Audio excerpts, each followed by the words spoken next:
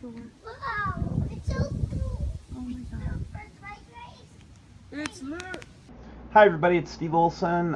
It is June 1st, 2016. It's with much reluctance and trepidation that I'm going to today share the Dr. SHIMSHUCK interview that I conducted on the 25th of May. I've been holding on to it, wanted to see how Someone Bones responded to some of my inquiries on it. And what I've decided to do is I'm going to play the video. I'm going to ask you for your comments at the end and get your take on it. But according to Mike at Someone's Bones, apparently this Dr. quote-unquote SHIMSHUCK has gone missing, and it happened right during my interview with him apparently. So anyway, I want you to take a look at this interview. Stay tuned for the rest of it. I got a lot of really good stuff in this video today, including some creating ideas for getting aluminum out of your body. So hang on for after the SHIMSHUCK interview, but I want you to listen to it, give me your feedback, watch the rest of the video. I want to see your comments. God bless you all. I am not trying to be deceptive in any way, shape, or form. I absolutely feel a little bit naive at times, and I need a lot of skeptics to help me to not get burned. So take a look at the SHIMSHUCK or listen to the SHIMSHUCK interview and let me know what you think. God bless you and enjoy the rest of the video. Yes, I do. Yeah, you have some questions for me. I do. So my name is Steve Olson. Mm-hmm. Can you hear me okay, Doctor, first of all? Yeah, I can hear you. I can hear you. I understand that everybody's very worried. Well, they're worried and then also skeptical because there's a large group of people that have paid attention to this but have gotten really bad information or even hoax information. And what my audience read the Someone's Bones article. I actually put it up on my channel to say it is important that we pay attention. And now we're curious to know, because there are so many hoaxes out there, if you're real.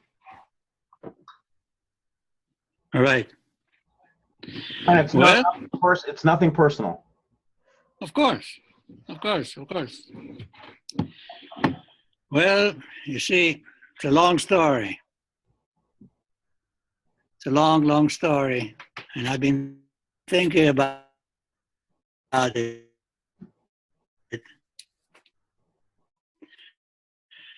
I've been thinking about it. Would it make any difference? Would it make any difference if people knew? But I guess it would be better, much better. So how did you come across this? Go, Stevie. So, Doctor?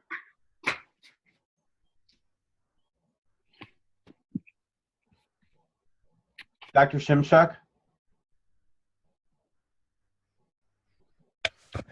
Ron, Steve? Yes, Mike.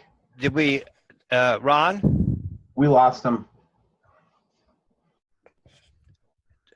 Is he outside of the conversation now? He is, but there's a way for him to dial in internationally. Let me resend the link again to both of you.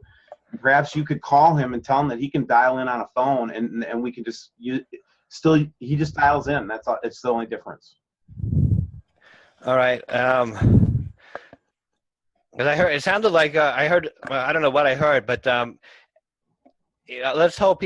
Let's give him a minute to reconnect here with us and see.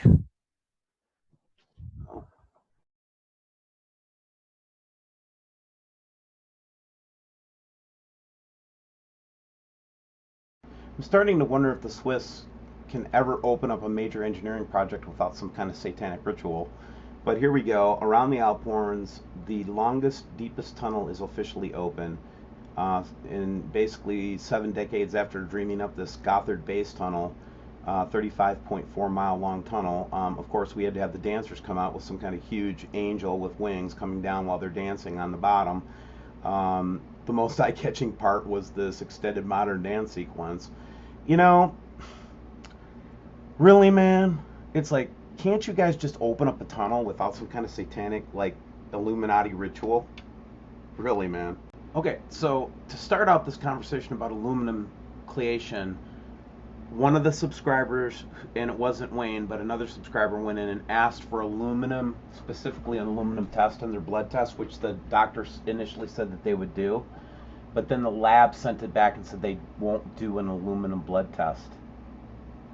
So I'm starting to become very suspicious that there's a huge medical industry collusion on aluminum now. So take a look and think about what I'm saying here, okay? So with all the aluminum in the air, and it's been heavily documented, I've been doing some research on aluminum chelation, which means the removal of aluminum from the body, okay? And I find that the best sources for this stuff are usually people that are trying to save other people's lives, like in the case of Alzheimer's or in Down syndrome's patients and stuff. And they're always looking for ways to help mitigate the effects of those diseases. Aluminum is one of the root causes, they think, of Alzheimer's disease because it's so significantly damaging on the brain.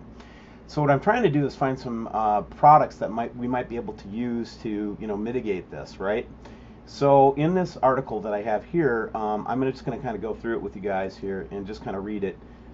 So you can reduce the brain load of aluminum yourself by using the following supplements, also shown to significantly lower brain aluminum. Now the NIH says removing and chelating aluminum, it requires things that are actually the opposite of this. So it's kind of interesting.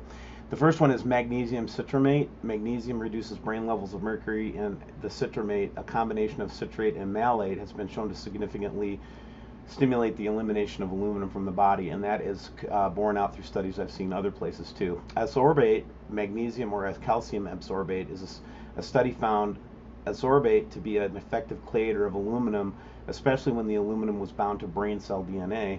Taking higher doses of absorbate with magnesium citramate increased the removal of aluminum even more.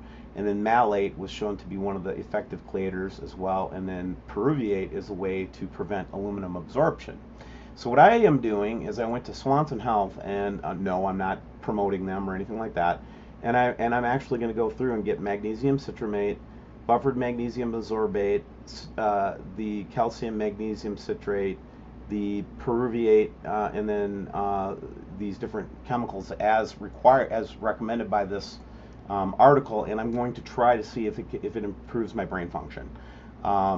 Just going to do some experimenting on myself here, and I'll kind of keep you guys up to date as I get these things and take them and see if they actually help with some of the effects of aluminum, because I really do think that my fatigue and some of the effects that I'm feeling right now in terms of just health, general health, is because of aluminum. It's just my theory. Now, this is interesting. Coming off the Skycam network, they captured some kind of, this is one from one of the US Skycams.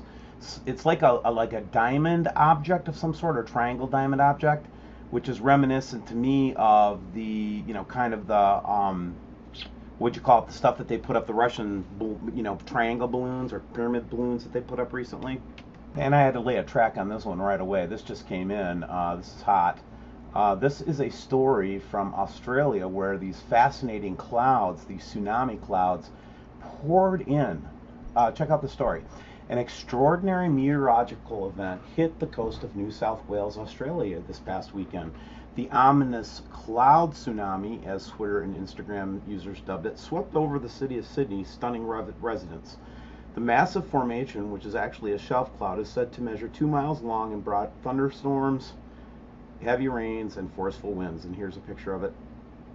I wonder if this is just one of the many other, many meteorological effects of the Nibiru system, guys, Look, you get to see me recording a recording of a recording. Anyway, this is my new editing software that everybody provided for me last month as part of the equipment that we purchased at WSO to make it better. But look, check this out.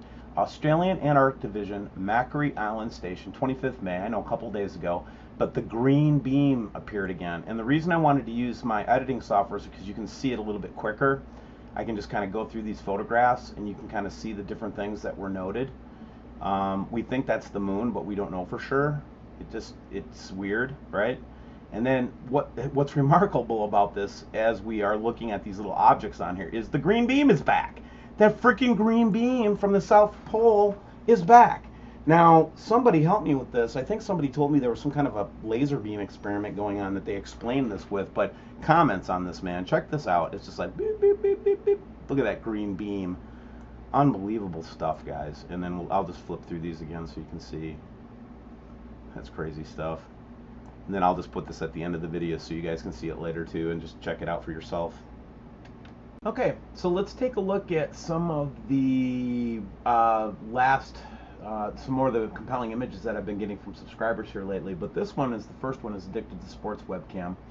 I can't see exactly where this is, but apparently what we see is a blue orb again, which kind of validates and corroborates with the blue star that we've been seeing in several photographs.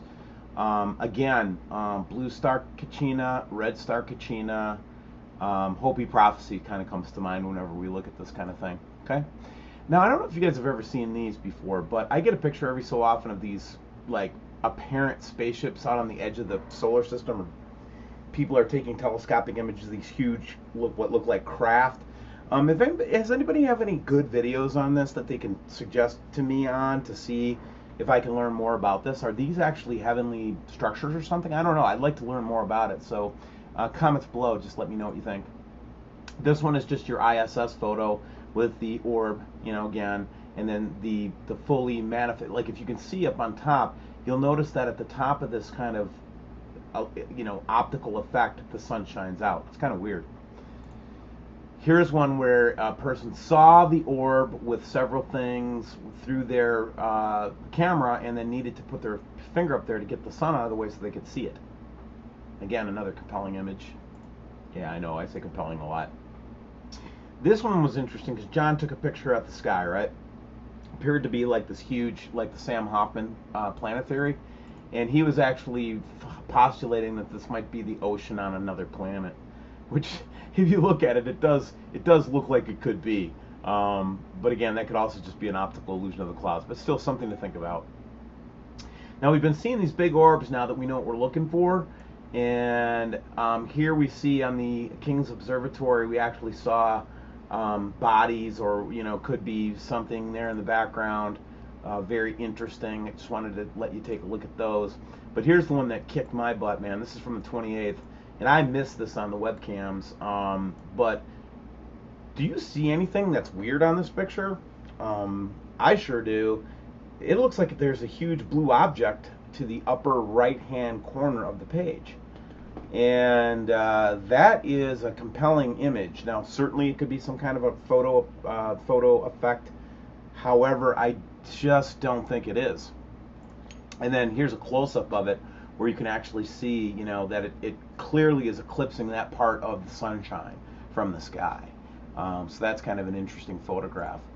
And then we get a similar effect here. Now, this could just be from the clouds themselves, but again, we still have that kind of same corroborating, you know, partial eclipse of the sunlight there. And then we've been getting these like halo, like we talked about in the beginning of the video, and I just wanted to show. These are very strange rainbows to me because they have like solid color in them oftentimes. And they don't, you know, shine that really vivid multiple spectrum of color. And then here's one from Kentucky where they just said you got to know it, or Tennessee, this is just not to know what to look for. They looked up in the sky, and now they're getting so good they can actually capture object on demand. And I think a lot of the folks out there are getting that good. And then finally, here's one of those sky watcher applications lining up to the sun and the different stuff. And again, here in the background, they're actually picking up planets and different things as well.